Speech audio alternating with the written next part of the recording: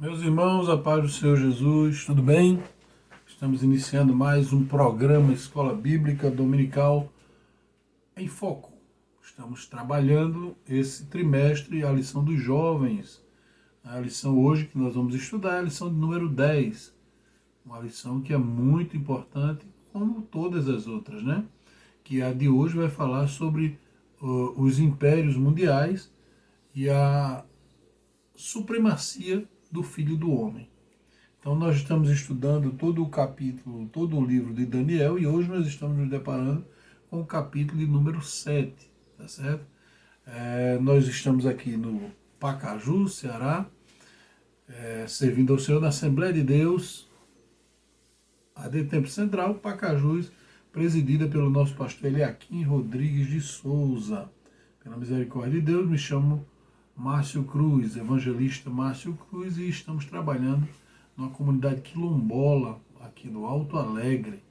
E comentamos as lições da Escola Dominical apoiados pelo nosso irmão Eduardo, irmão Dudu, da mídia da nossa igreja, que teve essa ideia e abriu esse espaço para nós estarmos comentando aqui as lições. A quem mandamos um abraço a todos eles, né, e convidamos você a nos acompanhar seguindo o nosso perfil, tá certo? Da Assembleia de Deus Pacajus, também o nosso Instagram, nosso YouTube, e também, se quiserem, estamos aí também divulgando através do nosso Instagram, Instagram da minha esposa, a cantora Adriana Cruz, que também servimos ao Senhor nesta área. Amém?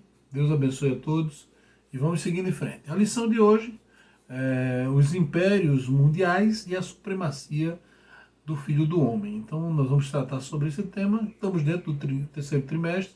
A lição principal, né, a lição toda do trimestre vai tratar sobre, na cova dos leões, o exemplo de fé e coragem de Daniel para testemunho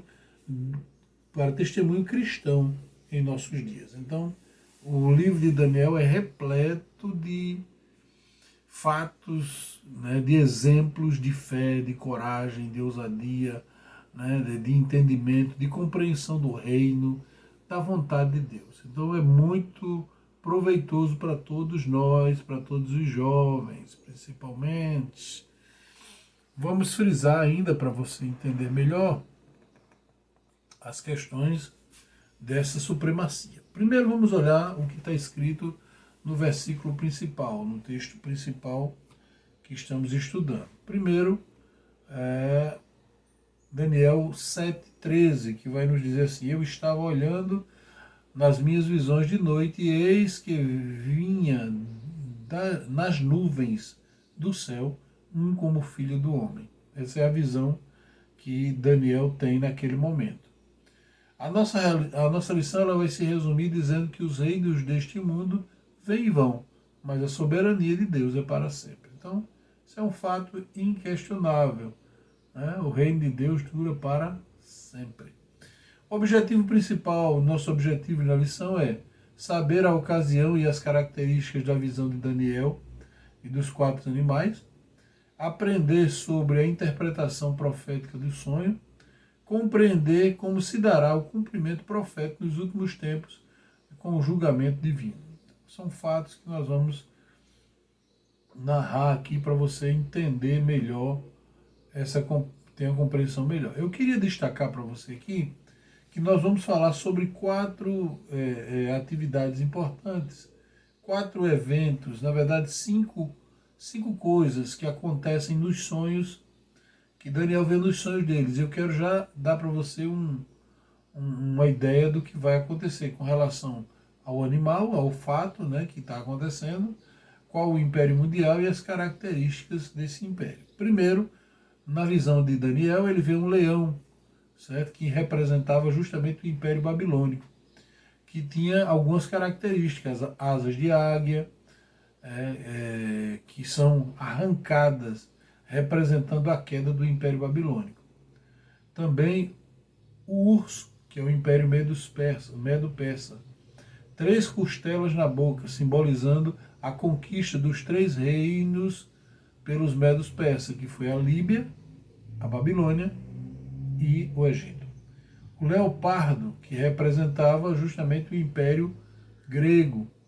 4 asas e 4 cabeças, refletindo a velocidade da conquista de Alexandre o Grande e a divisão do Império após a sua morte, que se tornou 4 reinos.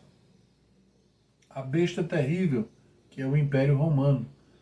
Dentes de ferro, 10 chifres, representando a força duradoura e a divisão do Império Romano em várias nações. Foi justamente o que aconteceu com o Império Romano. E o quinto, o Filho do Homem, o reino de Deus eterno, que será estabelecido após a destruição dos impérios terrenos, um reino eterno de justiça e paz. Então, Deus deu a ele a visão completa para que ele pudesse entender tudo, certo? O texto bíblico para nós estudarmos hoje vai falar sobre Daniel 7, dos 3 ao 8 e 14, 13 e 14. Os quatro animais grandes, diferentes uns dos outros, subiram do mar. O primeiro era um leão que tinha asas de águia, e olhei até que lhe foram arrancadas as asas, e foi levantado da terra e posto em pé como um homem, e foi-lhe dado um coração de homem. Continuei olhando, e eis que o segundo animal, semelhante a um urso, o qual se levantou de um lado, tendo na boca 3 costelas, entre os seus dentes, foi-lhe dito assim: levanta-te e devora muita carne.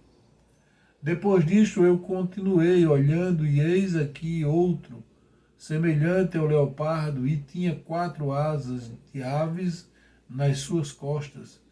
Tinha também este animal 4 cabeças, e foi-lhe dado o domínio.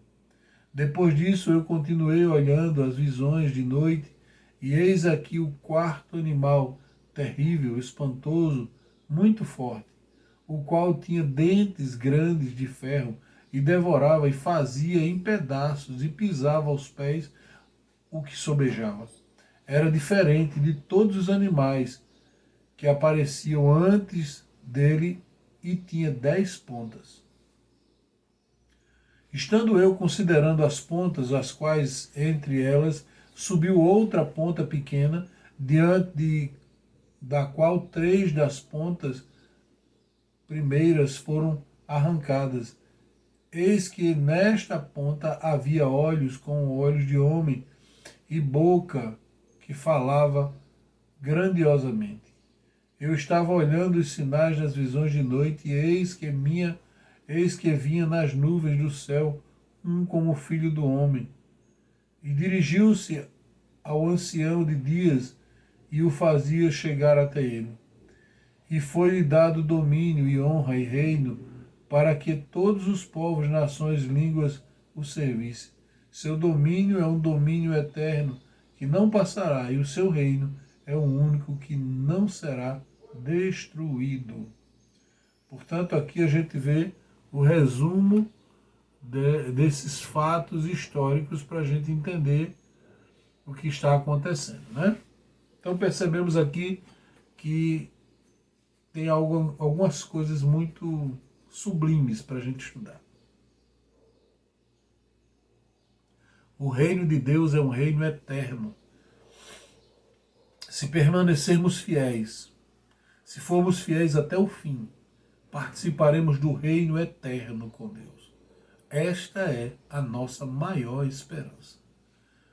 Os homens esperam em muitas coisas, mas eu digo para você que não existe esperança maior do que confiar em Deus e depender dele. Vamos lá. A lição que vamos estudar é o capítulo 7 do livro de Daniel, que contém a descrição da visão profética que ocorreu durante o primeiro reinado de Beltesazar. Nessa visão, precede os eventos narrados no capítulo anterior do livro e possui um paralelo com o sonho de Nabucodonosor, narrado no capítulo 2. Mas como uma riqueza de detalhes que aprofunda nossa compreensão sobre o desenrolar da história mundial e a suprema soberania divina que permeia todos os eventos. A lição nos lembra de que Deus está no controle de todas as coisas. Então, fique claro aí para você entender logo isso aí de cara, que o capítulo 7, na verdade, não é a continuação dos fatos que Daniel vem narrando, dos fatos históricos. No capítulo 7 é um relato das visões que Deus está dando a ele, e ele vai falar das visões com mais detalhes, com mais profundidade, para a gente compreender o que falou lá no capítulo 2 e no capítulo 5, por aí diante. Perceba o seguinte, a visão dos animais, dos 4 animais. Primeiro, a visão, certo? Onde foi o que ocasionou a visão, né? A ocasião da visão. O capítulo 7 de Daniel descreve uma visão que o profeta teve durante o reino de Beltesazar. Vale lembrar que a partir dessa sessão, o livro não está redigido de forma cronológica. Por isso, não é uma sequência do capítulo anterior. Daniel data a visão do primeiro ano do reinado de Beltesazar. Logo, ele ocorreu pelo menos 10 anos antes do banquete mencionado no capítulo 5, que nós vimos na lição 8. A visão de Daniel, ele observa os 4 eventos no céu, né, do céu, agitando o grande mar.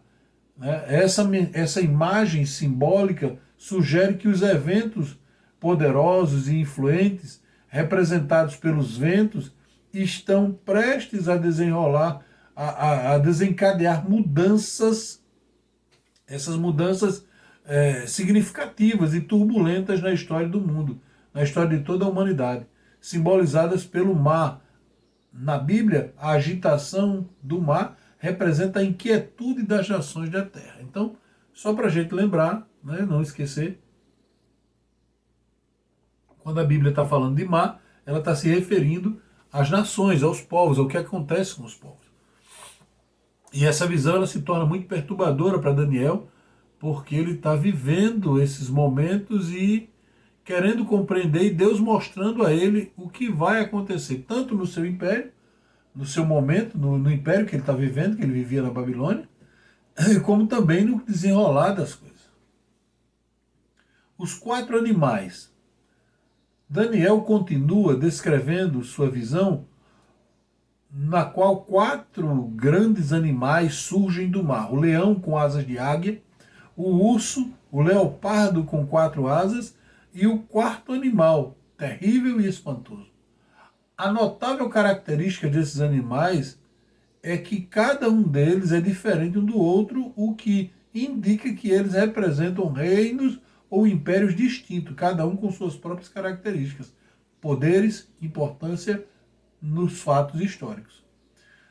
A simbologia animalesca indica que a natureza selvagem dos impérios que batalham em busca do domínio e do poder. Esses 4 animais representam reis da terra. O rei da Babilônia, o rei Medo-Persa, o rei da Grécia, o rei de Roma. Portanto, profetizado no período do Império Babilônico, Daniel anteviu a queda dos governos seguintes. Ou seja, na época de Daniel, o Senhor já tinha dado a ele o apocalipse dos reinos que viriam. Tudo que ia acontecer nos reinos que viriam. E não apenas daqueles 4 reis, né? Mas também do reino eterno. O que vai acontecer, Deus também deu a revelação a Daniel. E é por isso o espanto de Daniel. A visão era tão impressionante que Daniel ficou perplexo. No versículo 15 a gente vê isso. Ele ficou perplexo, extasiado com o que ele estava vendo. Por quê? Apesar de ser um homem sábio, experimentado, experiente, né? Aquela revelação era profunda, impactante para ele. Não importa quanto tenhamos caminhado no reino de Deus, não importa o quanto já andamos, Deus sempre vai mostrar para a gente coisas que a gente vai ficar assim estarrecido com o poder, com a capacidade de livrar, de cuidar, de operar, de realizar, porque Deus é maior, Deus é grande em todos os sentidos. Não importa o quanto temos caminhado na vida cristã, Deus sempre nos surpreende. As implicações sobrenaturais, as implicações sóbrias para as pessoas da terra e para o seu povo, era mais do que Daniel poderia absorver calmamente. Contudo, o anjo de Deus estava lá para dar entendimento a Daniel e explicar o sentido dos sonhos. Deus sempre nos dá a resposta quando nós buscamos ao Senhor. Né? Quantas vezes somos surpreendidos por Deus e Deus nos guarda, nos livra, né? Nos dá amparo, porque Ele faz essas coisas maravilhosas. Né? Só para esclarecer algumas coisas para você, por exemplo, em linhas gerais, para você entender a questão dos animais, para ter uma ideia do discernimento, o leão que é falado tipifica o Império Babilônico, que a gente vê no versículo 4 do capítulo em foco, determina essa interpretação. Numa simbologia perfeita, o monarca caldeu ali é representado também com respaldo bíblico e em outras partes das Escrituras. Ou seja, esse simbolismo não está apenas em Daniel, mas Abacuque fala sobre isso, Zacarias fala sobre isso, Jeremias fala sobre isso. O urso simboliza o Império Medo-Persa. Já tivemos a oportunidade de explicar em outros momentos porque essa fera se levantou de um lado. As três costelas na boca representam os três primeiras potências conquistadas por Ciro. Foi Babilônia, Líbia e Egito. E o leopardo representa justamente Alexandre o Grande, pela velocidade como ele conquistou os reinos na sua época e também os 4 generais que se levantaram após ele. E o Império Romano está aí no nosso dia a dia. Né? A interpretação dos sonhos. Veja só, o reino deste mundo. Percebam uma coisa muito importante. O sonho de Daniel guarda relação direta com a estátua do sonho de Nabucodonosor no capítulo 2. O sonho e a visão retratam as mesmas realidades históricas sob perspectivas diferentes.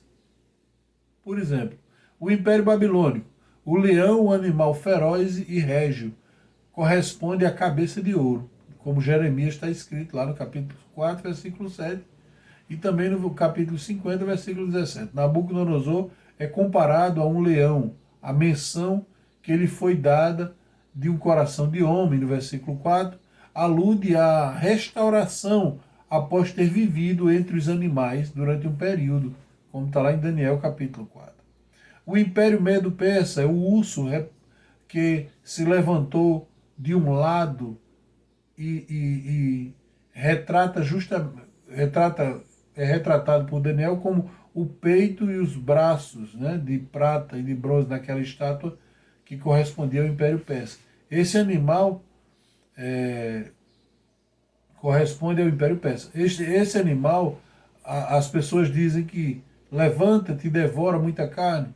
Na simbologia profética, segundo os pastores Antônio Gilberto e Severino Pedro, as 3 costelas entre os dentes seriam potências conquistadas pelo Império Babilônico, a Líbia e o Egito. Então, quando ele diz devora, é justamente desses impérios que está se falando. O Império Grego, o leopardo com asas, correlaciona-se com os eventos, com o ventre e o quadril de bronze da estátua de Nabucodonosor. As características desses animais representam adequadamente o Império Grego, liderado por Alexandre o Grande, que conquistou uma nação após a outra com extrema velocidade. Com a sua morte, o Império se dividiu em 4 partes, distribuídas entre os generais Seleuco, Ptolomeu, Lismaco e Cassandro. Então, isso vale para a gente pensar, sabe? Os homens,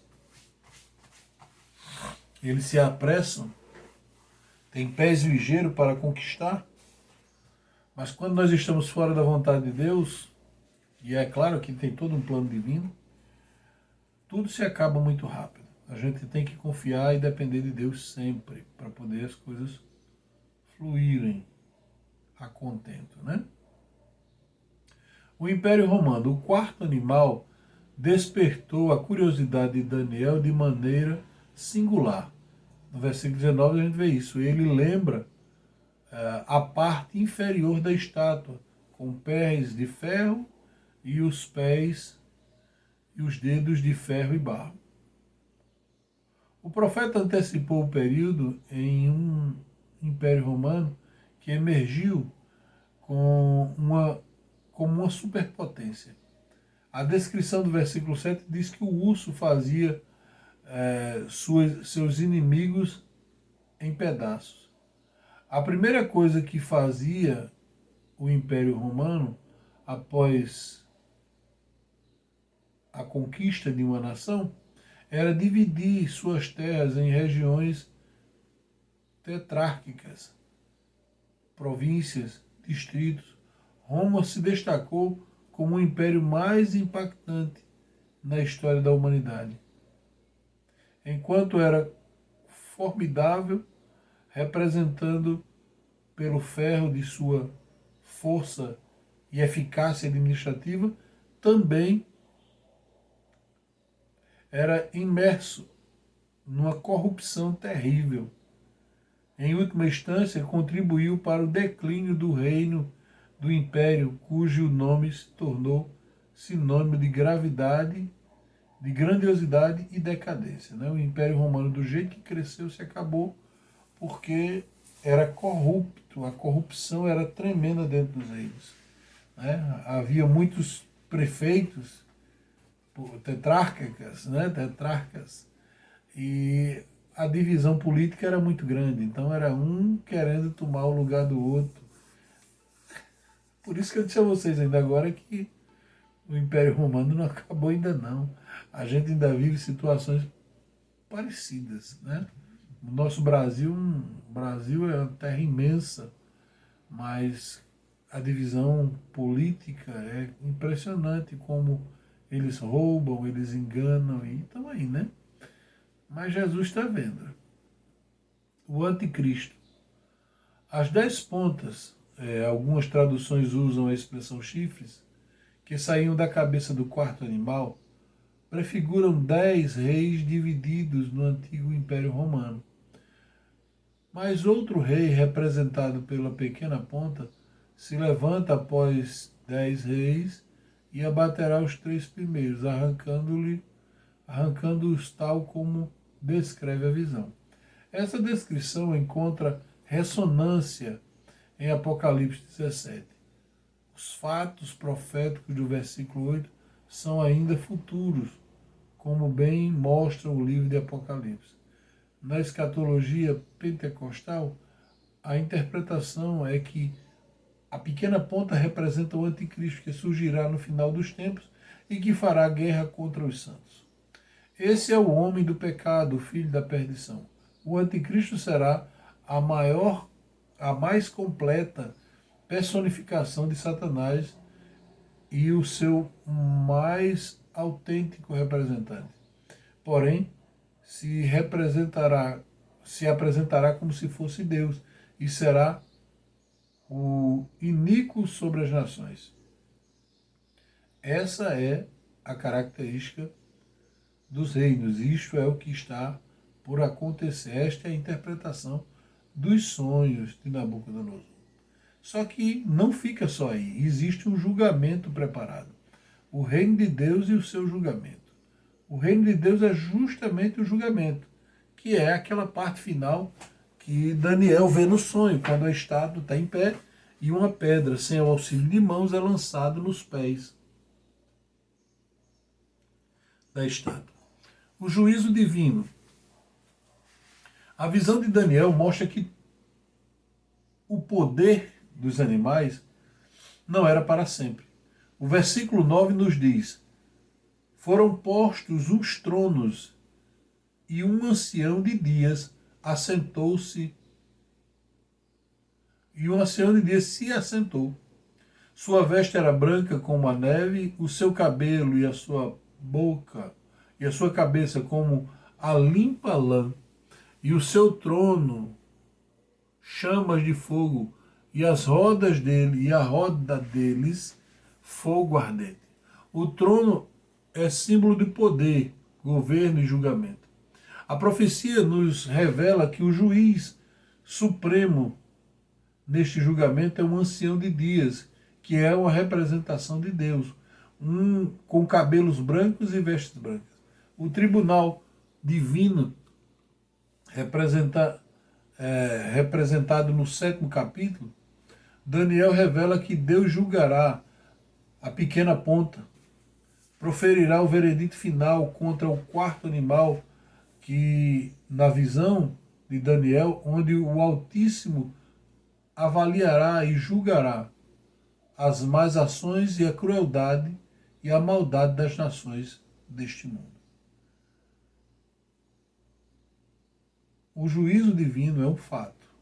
Deixa eu dizer para você, você pode achar que não, mas tudo que está por vir já está determinado e já está escrito. É só uma questão de tempo. Ah, então eu posso dizer que é fulano, que é isso, que a gente não pode dizer quem é. Mas a qualquer hora, essas ideias irão acontecer. Tudo vai depender da nossa oração, vai depender de como nós estamos ligados com Deus. Porque à medida que nós oramos, Deus passa o tempo para que o julgamento aconteça posteriori. Como aconteceu, por exemplo, com Nínive. Deus enviou Jonas para Nínive, e quando Jonas chega em Nínive, e Jonas não queria ir, fez de tudo para não ir, porque Jonas não queria, sabia que esse povo poderia se arrepender, e se ele se arrependesse, Deus perdoava, e Jonas não queria o perdão deles, mas a vontade não é do homem, a vontade é de Deus. Então Jonas vai e Jonas prega, e o povo se arrepende, e Deus transpassa dele aquele tempo. Embora que anos depois, o que Deus disse aconteceu. Por quê? Porque a geração que veio em seguida já não lembrava mais que deveria andar nos caminhos de Deus. Então, Jesus não veio ainda, não, mas ele está prestes a voltar. Porque cada dia mais a vinda dele se aproxima. E a palavra de Deus já tem sido pregada em quase toda a terra. Então, cuidado. A vinda do Filho do Homem. No sonho do capítulo 2, da estátua colossal, foi destruída por uma pedra que depois encheu toda a terra. Agora, no capítulo 7, o animal será destruído como o Filho do Homem que assume o reino para sempre.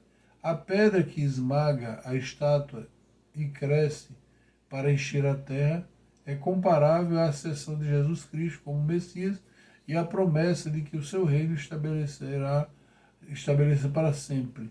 Isso significa que os poderes terrenos e humanos são temporais, mas o reino de Deus é eterno e preenche todo o espaço. A mensagem central é a supremacia, o domínio duradouro de Deus sobre todas as coisas.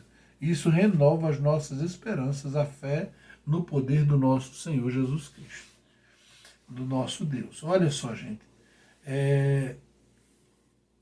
precisamos entender isso. A vida do homem, ela é curta. Aqueles que têm mais força conseguem chegar a 70, 80, 100 anos. Mas de vida mesmo é até os 50, 60, 70 anos, 75, 80, estourando. Aqueles que têm mais vigor. Depois disso, depois de 70 anos, nós temos a eternidade para viver. E podemos escolher viver a eternidade já a partir de aqui com Deus, na esperança de vivermos eternamente com eles, ou vivermos afastados de Deus e viver eternamente sem Deus. Então é muito melhor estar com Deus do que andar sozinho. Porque esses fatos vão acontecer. É só você olhar para a história.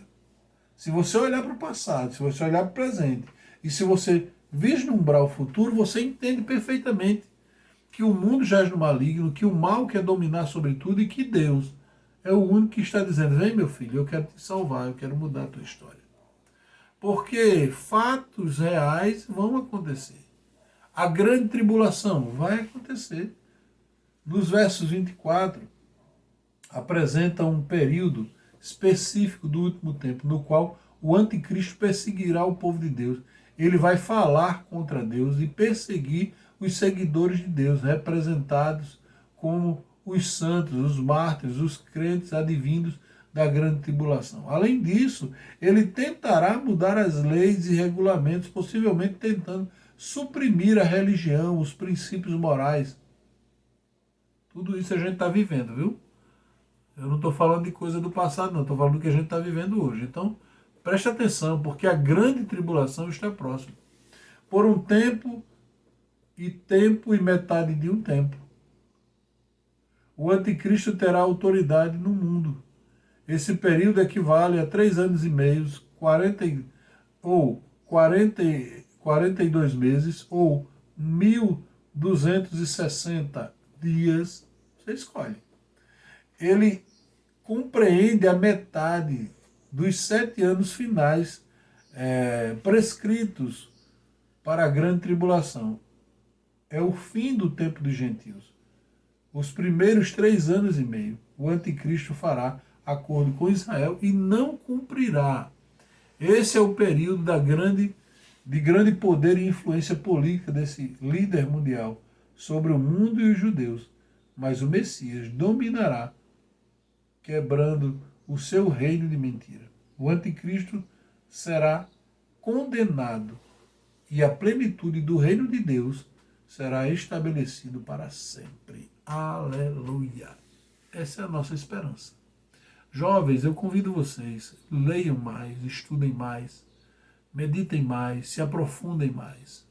Às vezes a gente olha e diz, rapaz, mas fulano sabe muito.